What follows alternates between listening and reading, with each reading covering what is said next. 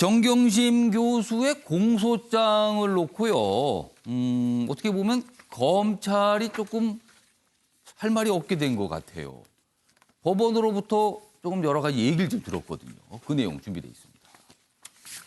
검사가 정경심 공소장 변경 신청하자 재판장 자꾸 그러면 퇴정시키겠다. 그러니까 이게 안 된다고 그러는데 왜 자꾸 요청을 하는 거냐, 이런 뜻이 됩니다. 이른바 이제 동양대 표창장 위조 혐의와 관련된 공소장이에요. 내용 보겠습니다. 그러니까 이게 벌써 한참 지났잖아요. 이 지난 9월 6일입니다.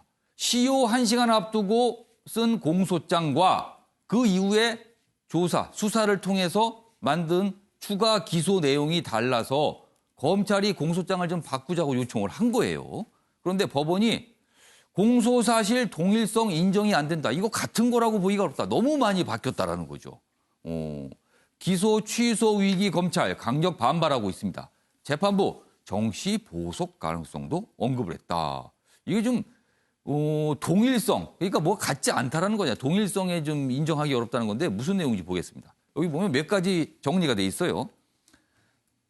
지난달 11일 정 씨를 사모펀드 관련 혐의 등 14가지 혐의로 추가 기소했는데 이때는 이 표창장 위조 혐의와 관련해서 표창장 위조 시점이 2013년 6월이었다. 그런데 9월에 첫 기소할 때는 그 시점이 2012년 9월 7일이었다. 이거 시점에 차이가 좀 생겼어요. 그리고 범행 장소 역시 동양대 연구실에서 정 씨의 집으로 바뀌었다. 그러니까 시점과 장소가 달라졌는데 이거는 같다고 보기가 어렵다. 이거는 공소장 변경으로 될 게 아니다. 이렇게 되는 겁니다. 자, 그런데 검찰 여기도 있습니다. 검찰이 뜻을 굽히지 않자 재판장은 검사에게 지시에 따르지 않을 경우 퇴정 명령을 하겠다고 언성을 높였다. 그 분위기가 좀 싸늘해졌다는 거죠. 관련 기사 하나 더 있습니다. 보시죠. 자, 역시 같은 내용 전하고 있는데요. 정경심 재판부 공소장 변경 불허. 보석도 검토, 검찰에 경고했다. 이렇게 돼 있습니다. 그러니까 범행 일시, 공범, 그다음에 뭐 장소, 방법, 목적 등 두 번째 공소장에서 바뀌었습니다. 여기 보면 범행 방법이요. 최초 기소 때는 총장직인 이미 날인 이런 내용이었는데 그 위에 바뀐 거는 그러니까 캡처한 이미지를 첨부했다. 그러니까 직접 찍은 거와 어떤 이미지를 컴퓨터를 통해서 이렇게 갖다 붙인 거와 이게 좀 달라졌거든요. 그러니까 이런 내용들이 좀 차이가 있다. 그러니까 공소장 변경 이건 안 된다 이렇게 된 거예요. 동일성 인정 안 되고 증거도 없다. 역시 이런 내용이 있고요. 그리고 변호인은 아직도 증거 복사 중 검찰 비협조 납득이 안 간다. 이렇게 또 지적이 나왔어요. 그러니까 이 관련된 내용을 자료를 좀 달라고 그랬는데 이걸 검찰이 아직 안 주고 있는데 아직 다 이거 뭐 복사 못해서 그렇다. 이렇게 됐는데 법원이 자꾸 그런 식으로 하게 되면은 보석도 가능하다. 이런 식의 또 경고를 한 겁니다. 이게 충돌한 거잖아요. 지금 사실은요. 자, 그럼 여기서요. 관련 영상 확인해 보겠습니다. 누군가의 삶을 파기하겠다는 결론을 정해놓고 수십 명의 검사를 투입해 수십 차례에 걸친 압수수색으로 검찰의 가용 자원을 모두 동원한 끝에 내놓은 수사 결과를 스스로 부정하고 뒤집는 일에 대해 법원이 경고한 것입니다. 네, 형태 변호사. 사실 이제 공소장 변경이 종종 있어요. 수사하다 보면 뭔가 진척된 내용이 있어요. 추가하는 그렇죠. 과정에 공소장 변경이 있는데 이번에 법원에서 받아들이지 않은 건 왜 그럴까요? 일단 이게 당시부터 굉장히 논란이 있었죠. 예. 그러니까 인사청문회 마지막 날이었는데 예. 그날 우리 상황을 복기해 보면 공소시효 마지막 날이다. 근데 마침 예. 인사청문회 한 날이었습니다. 예. 근데 마지막 10시 넘어간부터 분위기가 어땠냐면 자유한국당 의원들 측에서 이런 얘기가 나왔어요. 부인이 기소될 것 같은데 사퇴해야 되는 거 아니냐. 그러니까 이 당시에 그럼 기소의 목적이 뭐였느냐고 굉장히 궁금해질 수밖에 없죠. 대부분의 이제 공소시효 때문에 뭐 기소했다 그러지만 예. 실제 목적이 이제 조국 전 장관의 어떤 사퇴를 목적으로 한 게 아니었느냐 이런 강한 의심을 가질 수밖에 없고요. 예. 그리고 일반적으로 공소시효를 이유로 기소를 할 때도 어느 정도 좀 수사가 이루어져서 확정되고 사실관계 확정돼도 증거도 좀 모인 다음에 이게 그래도 좀 촉박하다. 그럼 먼저 기소해서 그다음에 좀 따져봐야겠다 하는데 이번 같은 경우에는 완전히 바뀌었단 말이에요. 지금 나온 것처럼 예. 5가지가 달라진다 그러면 사실은 뭐 누가 봐도라도 공소장 변경 사유는 안 됩니다. 그리고 지금 일반적이와 달리 또 뭐 사문서 위조 같은 경우 목적도 중요해요. 그럼 일시 장소 공범의 대상, 방법 다 바뀌는 거거든요. 그러니까 예. 지금 뭐 동양대 표창장이라는 것을 위조했다는 것 말고는 사실은 다 바뀐 거예요. 그럼 당연히 공소장 변경 안 되죠. 그러면은 검찰 입장에서는 제가 보기에 뭐 모르겠습니다. 이 공소 취소할 것 같지는 않은데 예. 그러면 다른 이제 추가 기소된 데서 아마 뭐 이 부분을 아마 추가로 기소할 것 같지만 예. 제가 보기에 단순히 그런 문제가 아니에요. 이 당시 어쨌든 공소권 남용이라든지 기소의 목적이 뭐냐. 그리고 공소 제기 후에 강제 수사 단순히 압수수색뿐만 아니라 예. 뭐 피의자 신문이라든지 참고인 신문 이런 부분에 대해서 법원은 좀 엄격하게 예, 보고 예. 있거든요. 그럼 지금 15개 중에 지금 사문서 위조 하나만 문제가 되는 게 아니라 다른 것들도 제가 보기에 문제될 여지가 많다. 그다음에 뭐 지금 사문서뿐만 아니라 지금 법원 입장에서는 뭐 공문서 위조 같은 경우도 공범이 누구냐 이렇게 얘기하고 있어서 애초에 이게 좀 무리한 수사였다라는 어쨌든 그런 뭐 여론이라든지 그런 게 지금 확산될 가능성이 굉장히 높아졌다고 보고 있습니다. 변호사 변호사. 검찰은 처음에 첫 기소를 할 때 이런 상황을 좀 예상하지 못했을까요? 이건 어떻게 보세요? 짧은 시간 내에 급작스럽게 기소를 하면서 아마 수사가 미진한 부분이 있었을 것이고 예. 그러다 보니까 구체적인 범행 행위를 특정한 데 있어서 문제가 있었던 것 같습니다. 현 변호사님 말씀대로 사실 공소장 변경의 기준을 약간 초과한 면은 분명히 있어 보이고 법원 입장에서도 이 정도 되면 사실관계 자체가 완전히 달라지기 때문에 첫 기소에 있어서는 문제가 있다라는 지적에는 예. 법조로서는 동의를 합니다. 다만 여기서 살펴봐야 될 것은 그러면 정경심 교수가 정말 아무것도 안 했는데 이렇게 압수수색을 당했고 기소를 당한 것이냐. 그거는 예. 아니거든요. 사실 분명히 표창장 위조라든가 그 자녀 부정 입학 의혹에 대해서는 분명히 많은 점들이 남아 있고 석연치 않은 대목들이 많이 있습니다. 그렇죠. 거기도 분명히 설명이 돼야 되고 거기에 대해서는 처벌이 받아야 되는 거거든요. 근데 법적으로 이러이런 문제가 있다 그래서 정경심 교수가 마치 아무런 문제가 없고 그러니까 검찰을 개혁한다는 논리를 끌고 가는 것 자체야말로 꼬리가 몸통을 흔드는 격이죠.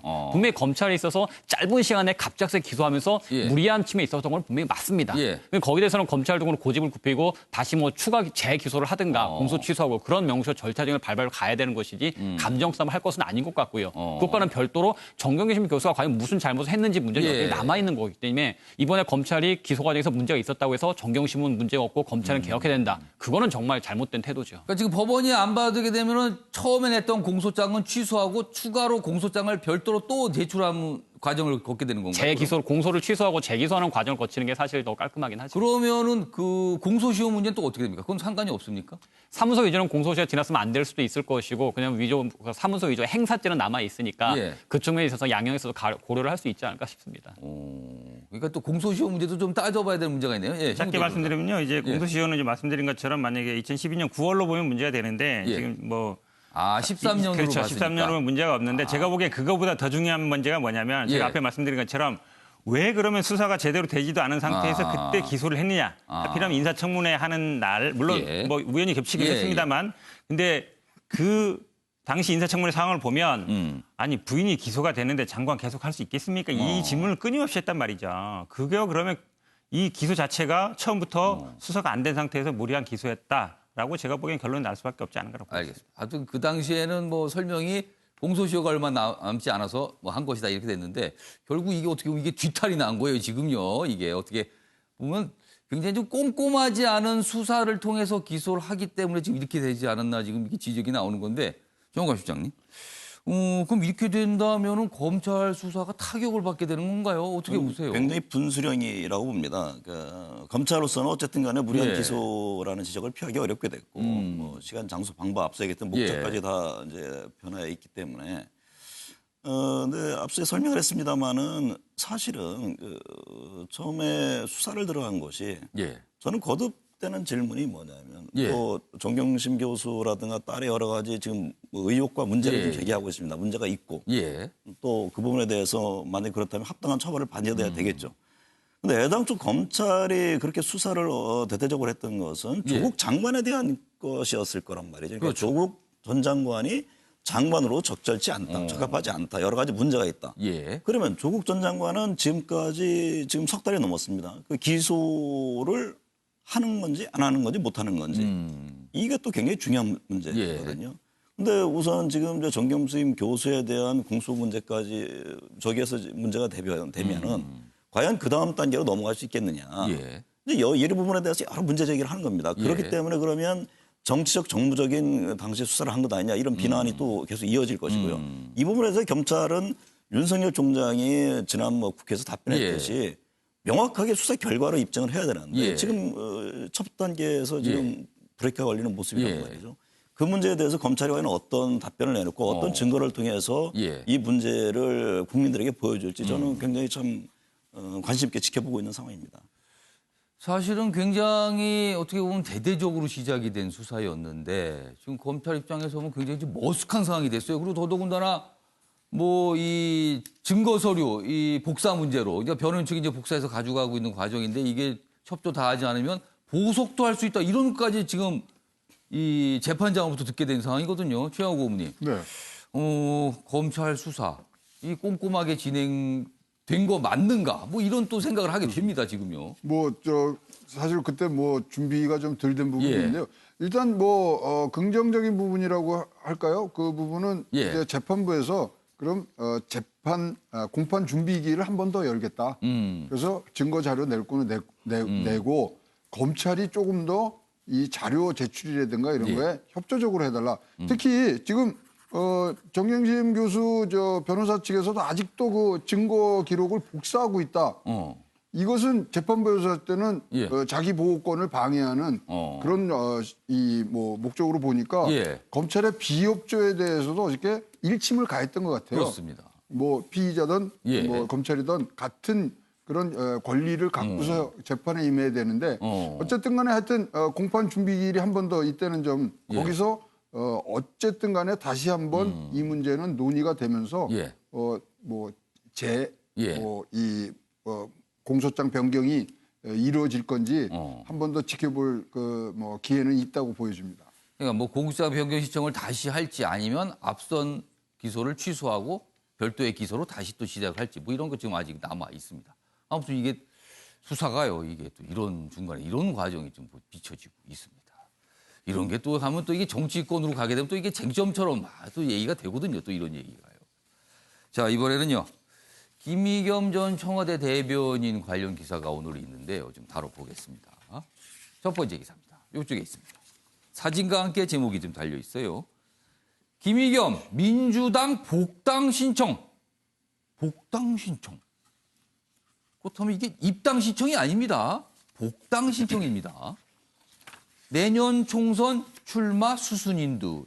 지금 이 기사는요, 두 가지 관점으로 볼 수가 있습니다.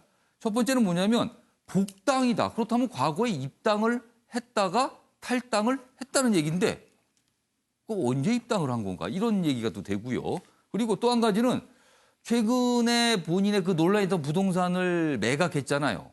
뭐 그 차익에 대해서 기부한다 입장 받았는데 그때 나왔던 게 총선을 생각하는 거 아니냐 이런 얘기거든요. 그런데 당에 들어간다라고 하면 총선 출마 가능성이 더 짙어진다고 볼 수밖에 없거든요. 그래서 요 총선 출마 가능성 부분도 또 한 가지 또 관심 있게 볼 대목이 됩니다. 관련 기사 더 있습니다. 보시죠.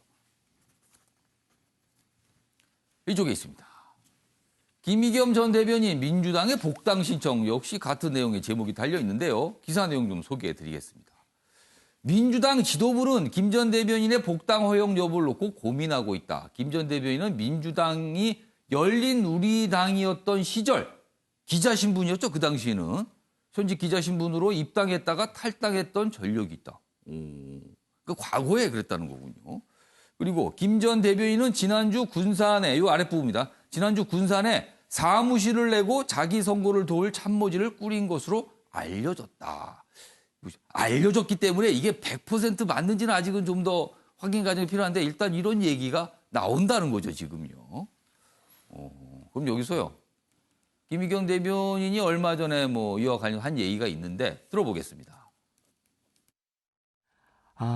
향후 제 진로에 대해서 네. 지금 말씀드리기가 좀 이르다고 생각합니다. 네. 제가 진매각을 밝히면서 사회적으로 이제 첫 발걸음을 내딛었는데 네. 다음 어디로 갈지 무엇을 할 수 있을지 참으로 좀 캄캄하고 네. 두려운 심정입니다.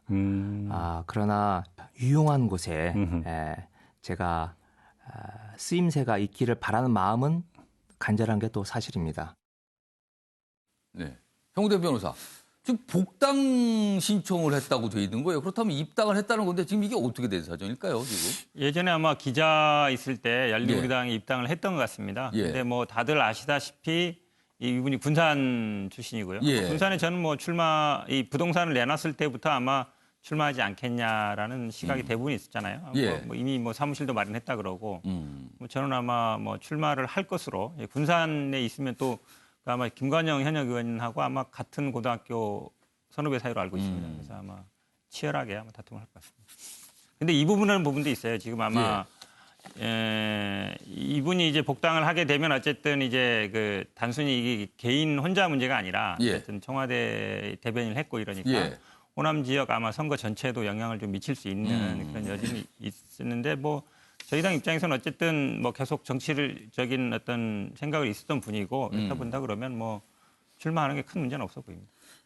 사실 이 복당 문제가 이제 언론에서 주목하고 있는 게 사실은 언론사에 따라서 현지 기자들이 정치 활동하는 거를 막는 언론사가 많거든요. 그러니까 정당 가입이라든가 이런 정치 활동에 대해서 하지 못하게 하는 경우가 있는데 만약에 그런 경우라면 이게 좀 논란이 될 수도 있기 때문에 아마 이런 복당 부분에 대해서 지금 언론들이 주목하고 있어요. 요거는 좀 더 확인 과정이 좀 필요할 것 같고요. 총선 출마 가능성, 예, 정은가. 정당법상의 현역 기자의 입당이 문제는 없는 것으로 알고 있습니다. 할 수는 있는 것이고. 예. 근데 김의겸 대변인의 관심은 예. 어쨌든 간에 뭐 지난번 부동산 관련해서 여러 예. 논란 속에 나왔는데 저는 김의겸 대변인이 정치 움직임을 하고 있다고 봅니다. 그러니까 어쨌든 간에 그동안 사실은 뭐 최순실 예. 관련 문제 여러 가지 특종을 했고 예. 또 그동안에 성실하게 살아온 기자 인생이 있는데 예. 어쨌든 한 방에 상당히 그 비판의 대상이 됐거든요. 그렇죠. 이 문제에 대해서 뭐 개인뿐만 아니라 주변에서도 출마를 권유하는 것으로 저는 알고 있습니다. 예. 그래서 유권자들의 어떤 심판을 받아서 뭔가 예. 새로운 길을 가는 것이 어떻냐 이런 여러 제안을 받고 있고 그 와중에 예. 좀 김의겸 전 대변인이 상당히 고민하고 있는 것으로 저는 그렇게 알고 있고 예. 뭐 내년 총선 출마 아마 지역이든 어디든 움직일 가능성이 상당히 있다 그렇게 봅니다. 예. 예. 네. 최하고 어머니. 뭐 17일 다음 주면은 판결이 나겠죠. 이게 판단이 나오겠죠. 왜냐하면 예비 후보 등록이 17일부터거든요. 그래서 지금 뭐 본인이 요번에 집 매각한 뭐 차액 8억을 사회에 기부하겠다 그러니까 예비 후보 등록 전에 이것은 기부를 하시고 시작을 하시는 게 맞는 것 같고요. 저는 김의겸 전 대변인이 복당하고 뭐 총선에 나오는 거는 개인 의사입니다만은 이렇게 문재인 대통령 주변에서 계시던 분들이 물의를 일으키고 지금 퇴직한 상태에서 예. 총선에 나가면 선거판이 이 정권 심판론으로 확 쏠릴 수가 있습니다. 그래서 지금 이런 부분도 충분히 고려를 하셔야 최하고 된다고. 어머님은 김의겸 전 대변인의 총선 출마가 여당에 부담을 줄 수도 있다라고 보시는 거죠. 많이 부담을 줄 수 있고 그것을 굉장히 호재로 쓸 수 있는 야당이 또 기다리고 있고 그렇기 때문에 이런 부분들은 정무적 판단을 조금 더 한번 해주시고 뭐 다시 한번 말씀드린다면 거기에 예. 대해서 뭐 자기의 총선 출마의 의지를 예. 명확히 밝히시려면 예. 12월 17일 예비 후보 등록 전에 차액은 기부를 하시고 시작을 했으면 좋겠습니다. 기부를 하고 시작합니다. 자, 뭐 복당 신청을 한 것으로 봐서는 사실은 저 총선 출마로 뭐 사실상 기운 것 같은 그런 분위기는 분명히 나오네요, 사실은. 그래서 오늘 저 신문들이 이제 그런 부분에 주목을 해서 총선 출마 가능성과 연결지어서 요 내용을 좀 다루고 있습니다.